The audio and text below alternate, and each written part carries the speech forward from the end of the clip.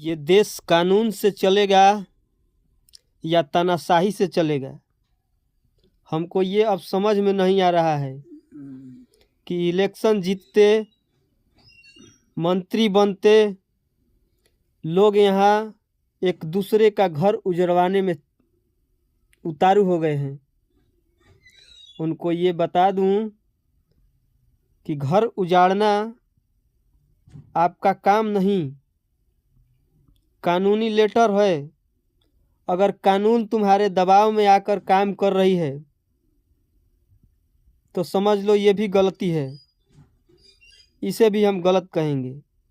आपका अधिकार है, आप अपना सरकारी ज़मीन अपने स्तर से ले सकते हैं, लेकिन इसका मतलब ये नहीं कि किसी को बेघर करके आप किसी का घर भसाएं। उसको पहले मुआवजा दी जाए, उसको रहने की शरण दी जाए, मैं ये बार बार कह रहा हूँ। उसके बाद उसका घर उजाड़ा जाए, क्योंकि एक चिड़िया की घोंसला उजाड़ने की इजाज़त नहीं है हमारे देश में। और तुम लोग यहाँ गरीबों का घर उजाड़ रहे हो। कानून क्या यही कहती है कि सत्ता में आने के बाद गरीबों की झोपड़ियाँ उजाड़ते जाओ? अगर ये कानून कहती है तो मैं इसे स्वीकार नहीं करता हूँ। क्या यही लोग बालू माफिया हैं?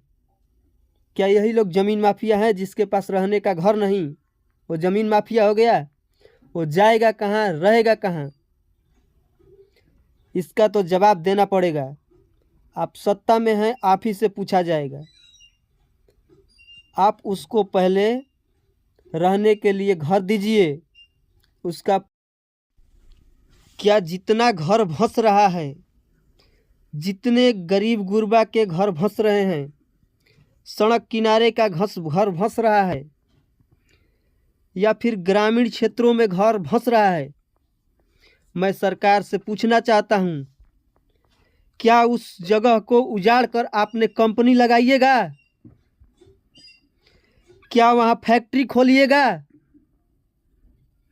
अगर ये कर सकते हैं तो आपका पूरा अधिकार है कि आप वहाँ का ज़मीन उजाड़ सकते हैं, वहाँ का घर भसा सकते हैं। अगर आपने ये नहीं कर रहे हैं तो फिर ये गलत है।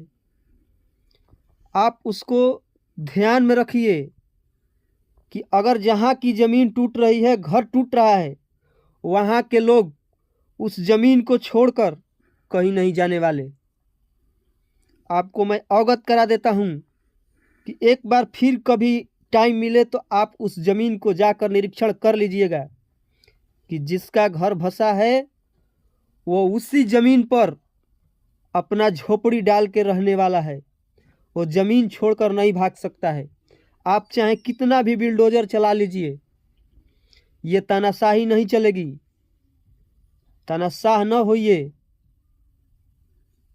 अगर आपको मैं फिर से कह रहा हूँ कि आप यदि कंपनी खोल रहे हैं, ग्रामीण में जितने घर भस रहे हैं उस ज़मीन पर आप दखल करके अगर कंपनी खोल रहे हैं, वहाँ रोजगार खोल रहे हैं, तो ठीक है, आप कीजिए।